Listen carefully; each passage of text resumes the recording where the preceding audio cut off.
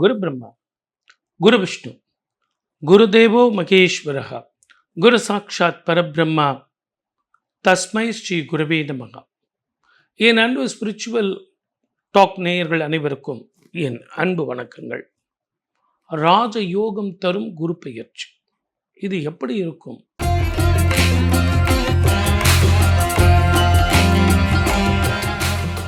கும்பராசி நேயர்களுக்கு 2026 ராஜ யோகம் தரும் குரு பெயர்ச்சியாக அமையுமா? கொஞ்சம் நிதானமாக போங்க சார். இந்த ஒரு வருஷம் குரு பார்வை உங்களுக்கு இல்லை. பக்கத்து வீட்டுக்கு இருக்குது, எல்லாம் இருக்குது. புதுசாக எதுவும் தொழில் அமையாது. கடன் வாங்கி பண்ணால் கூட அதில் 1008 பிரச்சனை வரும். அதுலேயும் வேற்று மொழி இனத்தவர்களால் உங்களுக்கு பிரச்சனைகள் வரும். நான் ஊர் விட்டு ஊர் போய் ஏதாவது தொழில் பண்ணட்டுமா? எங்கே இருக்கும் முதல்ல பணம் வேணும் இல்லைங்களா? அங்கே போனால் மாத்திரம் உங்களை விட்டுருவா போகுது. நீங்கள் வேண்டாம், பிஸ்னஸை க்ளோஸ் பண்ணிவிட்டு வேலைக்கு போகிறது நல்லது. வேலைக்கு போகிறவங்களா இருந்தால் இப்போ இருக்கிற தொழிலை பார்க்கறது நல்லது. சார் ரொம்ப சிரமப்படுத்துகிறாங்க சார், எவ்வளோ நேரம் வேலை செய்கிறது? அதனால் இருக்கிற வேலையில் என்னால் வேலை செய்ய உடம்பு தாங்கணும்ல சார். ஒரு மனுஷன் 8 மணி நேரம் வேலை செய்யலாம், 10 மணி நேரம் வேலை செய்யலாம். ஞாயிற்றுக்கிழமை கூட பெண்டை கட்டுறாங்க. நானே அதை உங்கள்கிட்ட கேட்கணுன்னு நினச்சா கரெக்டாக சொல்லிட்டீங்க. என்னங்க பண்ணுறது? கொஞ்சம் ஒரு ஒரு ஒரு ஒரு வருஷம் தள்ளிங்களேன். சிம்மத்துக்கு வரும்போது ஓரளவுக்கு நல்லாயிருக்கும், உங்களுக்கு இடமாற்றம் வரும். ஆனால் எனக்கு பயம் என்னென்னா, அவன் வேலையை கொடுத்து திருப்பியும் பிரச்சனையை அவன் உண்டாடிட்டு கொடுக்கக்கூடாது.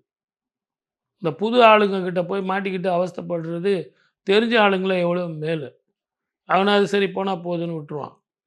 ஆகவே இருக்கும் இடத்த பாருங்கள். அதே மாதிரி லூஸ் ஸ்டாக் விட்டுருங்க. ரொம்ப தேவையில்லாமல் அவன் இப்படி இவன் இப்படி அடுத்தவன் இல்லாத போது நீங்கள் பேசாதீங்க. அது அந்த மாதிரி பேசினீங்கன்னா உங்களுக்கு பிரச்சனையை கொடுக்கும். அதே மாதிரி உறவுகளில், அக்கா தங்கச்சி உறவுகள், அண்ணன் தம்பி உறவுகளில் மிக கவனமாக இருங்க. ஷேர் மார்க்கெட் பண்ணுறவங்க முடிஞ்ச வரைக்கும் ஷேர் மார்க்கெட்டை அவாய்ட் பண்ணுறது பெஸ்ட். நான் மெட்டலில் கொஞ்சம் இன்வெஸ்ட்மெண்ட் பண்ணட்டுமா அப்படின்னா மெட்டல் வேண்டாம். இந்த காலகட்டத்தில் ஷேர் மார்க்கெட்டே வேணாங்கிறேன்.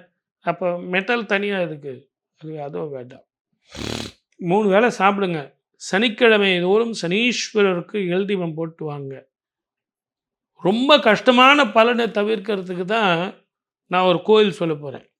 மற்ற ராசிக்கெலாம் பார்த்தீங்கன்னா அதிக சுப பலன் கிடைக்கிறதுக்கு எந்த கோவிலுக்கு போயிட்டு வரணும், அப்படி ஒரு பலன் சொன்னேன். ஆனால் இந்த கும்பராசி நேயர்களுக்கு எனக்கு நிம்மதி வேணும் சார். அந்த நிம்மதி இல்லாததுனால அசிடிட்டி ஃபார்ம் ஆகுது. அந்த அசிடிட்டி ஃபார்ம் ஆகிறதுனால தூக்கம் இல்லை. தூக்கம் இல்லாதனால தோள்பட்டு வலி, மூட்டு வலி, கால் வலி, இதனால் எனக்கு பெரிய நரம்பு பிரச்சனை. இதெல்லாம் தீர்றதுக்கு என் கஷ்டம் போகிறதுக்கு வழி சொல்லுங்கள். சுப பலன் கூட அப்புறம். முதல்ல இந்த பிரச்சனையை விட்டேன்னு வச்சிங்களா, அதுக்கப்புறம் என் வண்டி ஓடிடும் சார். எப்பவுமே கும்பராசி நேயர்கள் உழைக்கிறதுக்கு பயப்பட மாட்டீங்க. ரொம்ப தெளிவாக இருப்பீங்க. அடுத்தவங்க சொத்தையும் கேட்க மாட்டீங்க. உங்கள் சொத்தை உங்களுக்கு சேராது. அதனால் சனிக்கிழமை தோறும் சனீஸ்வரருக்கு எல்தீபம் போடுங்க. திருநள்ளாறு அப்படிங்கிற ஸ்தலத்துக்கு போயிட்டு வாங்க. அந்த நலக்குளத்தில் இருக்கிற நீரை தலையில் தெளிச்சுக்கிட்டு விநாயகருக்கு ஆனந்தத்தை தரக்கூடிய விநாயகர், அந்த விநாயகருக்கு ஒரு சூரத்தேங்காய் விட்டுட்டு சிவன், அம்பாள், சனீஸ்வரருக்கு ஒரு தீபம் போட்டு வாங்க. ஒரு அர்ச்சனை பண்ணிங்க. வஸ்திர தானம் செய்யுங்க. உங்களால் முடிஞ்ச வரைக்கும் ஒரு வேஷ்டி ஷர்ட்டு ஒரு ஜோடியாக கொடுங்க. எப்பவுமே ஒன்றா கொடுக்காதீங்க. ஒரு ஆடை, ஒத்த ஆடை கொடுக்கக்கூடாது. ஒத்த ஆடை கொடுத்தீங்கன்னா அதுக்கு பலன் இல்லை. அதுவே ஜோடியான 2 ஆடை, ஒரு பெண்ணு ஒரு ஆண் 2 பேருக்கும் கொடுங்க. அந்த ஈஸ்வரனே வாங்குவான் அந்த வஸ்திரத்தை. உங்களுக்கு பணம் இருக்குது சார், ஏதோ கொஞ்சம் பணம் இருக்குது சார், ஏதோ முடிஞ்ச வரைக்கும் எவ்வளோ தானம் பண்ணுறோம் அப்படின்னீங்கன்னா சுவாமிக்கே வஸ்திரம் வாங்கி கொடுங்க. அம்பாளுக்கு ஒரு புடவை எடுத்து கொடுங்க. அதையெல்லாம் நீங்கள் அலங்காரம் பண்ணி பார்த்து சுவாமிக்கு நெய்வேத்தியம் பண்ணி எள் சாதம் நெய்வேத்தியம் பண்ணி எல்லாருக்கும் கொடுத்துட்டு வாங்க. 100க்கு 75 மார்க் உங்களுக்கு கொடுக்கலாம். இந்த வருஷம் 75 மார்க் தாராளமாக வரும். உழைப்பே உயர்வு. நம்ம வேலை என்னவோ அதை பாருங்கள். அதை விட்டுட்டு நீங்கள் ரொம்ப எக்ஸஸாக கிடைக்குமா அப்படின்னா, வரவு என்னவோ செலவு பார்த்துங்க. செலவு அதிகமாகத்தான் இருக்கும். கொஞ்சம் நிதானமாக இருங்க. ஒரு வருஷம்தான், பயப்படாதீங்க. வாழ்க வளமுடன். All the best. 2026 குரு பெயர்ச்சி ராஜயோகம் தரும் குரு பெயர்ச்சி. அது என்ன சார், குரு பெயர்ச்சி ஆகிப்போச்சு, அது என்ன ராஜயோகம் தரும் குரு பெயர்ச்சி? அது கரெக்டாக தான் டைட்டில் கொடுத்துருக்குறாங்க அவங்க. ஏன்னா இந்த ஆண்டு குரு வந்து ராஜாவாக வர்றார். அதனால தான் ராஜயோகத்தை தரும் குரு பெயர்ச்சி அப்படின்னு டைட்டில் கொடுத்துருக்குறாங்க அவங்க. எல்லாமே யோசித்து தான் செய்வாங்க. அப்போ 12 ராசிக்காரர்களுக்கும் ராஜயோகத்தை தருமா, நம்ம பின்னாடி சொல்ல போகிறோம். மேஷத்தில் இருந்து மீன வரைக்கும். இப்போ நான் சொல்ல போகிறது பொது பலன். இந்த பொது பலனில் வந்து வேலை வாய்ப்பு, ஊர் விட்டு ஊர் போய், இந்த யூஎஸ்லலாம் பிரச்சனை இருக்குது இல்லைங்களா, அதனால் எனக்கு க்ரீன் கார்டு கிடைக்குமா, இப்போ படிக்கவே போக முடியலையே, வேலை வாய்ப்புக்கும் அங்கே ஒத்துக்க முடியலையே. சார், உழைக்க தெரிஞ்சவன் எங்கே வேணாலும் போய் பிழைக்கலாம். நம்ம என்ன இன்வெஸ்ட்மெண்ட் பண்ண போகிறோம்? உழைப்பு தான். உங்கள் உழைப்பை யாரும் மறைக்கவே முடியாது. அது எந்த நாடாக இருந்தாலும், இந்தியர்கள், தமிழ்நாடு, தமிழர்கள் அப்படின்னு சொன்னால் கண்டிப்பாக உங்களை கூப்பிட்டு தான் தீரணும். புத்திசாலிகள். அதை விட ரொம்ப முக்கியம், மற்ற நாடுகள் எல்லாம் கூட எனக்கு வேணான்னு சொல்லிவிடுவான். ஆனால் இந்தியர்கள் வேணும், தமிழர்கள் வேணும்னு கண்டிப்பாக சொல்லுவாங்க. ஏன்னா உச்சம் பெற்ற குரு கடகத்தில் வந்து உட்கார போகிறார். அதான் வருஷம் வருமே சார். வருஷம் வராது. 12 வருடங்களுக்கு ஒரு முறை குரு வந்து உச்சம் பெறுவார். இப்படி உச்சம் பெற்ற குரு தன்னுடைய பார்வையை பார்க்கறதுங்கிறது மிக விசேஷ பார்வை. அந்த விசேஷ பார்வையில் நமக்கு என்ன கிடைக்கும் அப்படின்னா, உலகத்திலேயே எவ்வளவு கஷ்டப்பட்டாலும் ஆன்மீக பூமியான இந்தியாவில், அதிலேயும் ஆன்மீக மண்ணான தமிழ்நாட்டில், தர்மமிகு சென்னையில் மிக அற்புதமான பலன்கள். நமக்கு தெரிஞ்சதெல்லாம் கோயில் குளம் தானே. ஒரு 2000 வருஷம், 5000 வருஷம், 10,000 வருஷம் கோயில்கள்லாம் இங்கே இருக்க. பல வருஷங்கள், 1000 வருஷங்களாக இருக்குது. என் பாட்டன் முப்பாட்டெல்லாம் கோயில்களுக்கு போயிட்டு வந்திருக்கான். இப்படிப்பட்ட குரு உச்சம் பெற்ற காலத்துலலாம் அங்கே போய் தான தர்மம் செஞ்சுட்டு வந்திருக்கான். அவன் கற்றுக் கொடுத்த பாக்கியத்தை தான் நான் உங்களுக்கு இப்போ சொல்லிக்கிட்டு இருக்கேன்.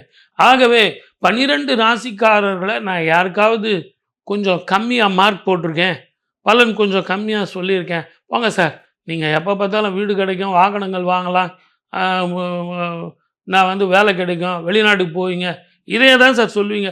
அப்போ என்ன வேணும் உங்களுக்கு? ஹிடன் ட்ரெஷர் கிடைக்கும், புதையல் கிடைக்கும், லாட்ரி சீட்டு கிடைக்கும் நான் சொல்ல முடியும். ஆனால் உழைப்புக்கேற்ற உயர்வை கொடுக்கக்கூடியவன் குரு. குருவை பொறுத்த வரைக்கும் பிளாக்ல டிக்கெட் வந்தால் துட்டு கிடைக்கும் சார், அங்கே வந்தால் ஹிடன் ட்ரெஷரில் பொண்ணு கிடைக்கும் சார், அப்படி கிடையாது. படித்தவர்களாக இருப்பார்கள், அவர்களால் உத்தியோக உயர்வு கிடைக்கும். அப்படி இந்த உலகம் முழுவதுமே சுற்றி வருவார்கள். அவங்களுக்கெல்லாம் உத்தியோக உயர்வு, இடன் ட்ரெஷர் மாதிரி க்ரீன் கார்டு கிடைக்கும், விசா கிடைக்கும், படிக்கிறது கிடைக்கும், படிச்சுக்கிட்டே வேலைக்கு போகலாம், வேலைக்கு போயிட்டே படிக்கலாம், சைடில் தொழில் பண்ணலாம். ரொம்ப நாளாக நீங்கள் டூர் போகணுங்கிறவங்க டூர் போயிட்டு வரலாம். இந்த வருஷம் இன்னும் ஒரு அபூர்வமான பலன். அது என்ன அப்படின்னு கேட்டிங்கன்னா, உச்சம் பெற்ற குருவோடு ஞானகாரகன் கேது போய் சேர போகிறான். 12 வருடங்களுக்கு ஒரு முறை வரக்கூடிய கடகத்தில் குரு ஒரு பக்கம் இருந்தாலும் 18 வருடங்களுக்கு ஒரு முறை ஞானகாரகன் கேது வந்து சேர போகிறான். அந்த ஞானகாரகன் சேருவதும் குரு சேருவதும், சார் உங்களுக்கு பணம் வரும், பட்டம் வரும், பதவி வரும், லாட்ரி அடிக்க போகிறீங்க, இவ்வளோ பணம் வரப்போகுது, சொத்து வரப்போகுதுன்னா நான் கேட்காமையே நீங்கள் சொத்தை எடுத்துகிட்டு போய் வீட்டில் கேஷ் பாக்ஸில் வைக்க தானே போகிறீங்க. ஆனால் இந்த மாதிரி சேர்க்கை காலத்தில் நீங்கள் பண்ண வேண்டியது 21 தலைமுறைக்கு உங்கள் மூதாதையர்களுக்கு தர்ப்பணம் பண்ணிட்டு வாங்க. அந்த தர்ப்பணம் அப்படிங்கிறது ஞானகாரகன் கேதுவும் குருவும் இருப்பது அற்புதமான காம்பினேஷன். குலதெய்வ வழிபாடு பண்ணிட்டு வாங்க, பித்திருக்களுக்கு பிண்டங்கள் கொடுத்துட்டு வாங்க. மூதாதையர்கள் உங்களுக்கு ஆரோக்கியமாக இருப்பார்கள், அவங்கெல்லாம் சந்தோஷமாக இருப்பார்கள். அவங்கெல்லாம் சந்தோஷமாக இருந்தால் இறைவனிடம் அவங்க கையேந்துவார்கள். என் பேரன், என் பிள்ளை, என் மக, என்னுடைய பேரன், என்னுடைய பேத்தி அவனுக்கெல்லாம் கிரகதோஷம் இல்லாமல் நல்லா இருக்கணும், ஆரோக்கியமாக வாழணும் அப்படின்னு இறைவனிடம் அவங்க கையேந்துவாங்க. நாமளும் இறைவனிடத்தில் கையேந்துவோம். அப்போ 2 பேரும் சேர்ந்து கை தட்டினா மிகப்பெரிய சத்தமாக இருக்கும். அதுதான் குலதெய்வ வழிபாடு, பித்ருக்களுக்கு பிண்டம் கொடுக்கிறது. ஆகவே என் அன்பு நேயர்களே, இந்த வருஷம் மிக அற்புதமான சாஸ்திர ரீதியான ரகசியமான வருஷம். ஆகவே 12 ராசிக்காரர்களுக்கு செல்வம் வரப்போகுது. இந்த செல்வத்தை விட மிகப்பெரிய செல்வம் நம்ம மூதாதையர்களுடைய அருட்செல்வம். மூதாதையருடைய அருளும் தேவனது அருளும் கையில் பணமும் ஆரோக்கியமும் கிட்டும். அப்படின்னா இதை விட ஒரு அற்புதமான ராஜயோகத்தை தரக்கூடிய குரு பெயர்ச்சி இருக்கா? அப்போ இவங்க டைட்டில் கொடுத்துருக்கிறது கரெக்ட் தானே? ராஜயோகம் தரும் குரு பெயர்ச்சி, சரியான டைட்டில். அந்த சரியான டைட்டிலுக்கு தகுந்த மாதிரி தானங்களும் தர்மங்களும் பித்ருக்களுக்கு பிண்டங்களும் கொடுத்துட்டு வந்தா நிச்சயமாக நாம் எதிர்பார்த்த பலன் வந்தே தீரும். உங்கள் ஜாதகத்தில் எப்படி இருந்தாலும் அதை பற்றிலாம் நீங்கள் கவலைப்பட வேண்டாம். வாழ்க வளமுடன்.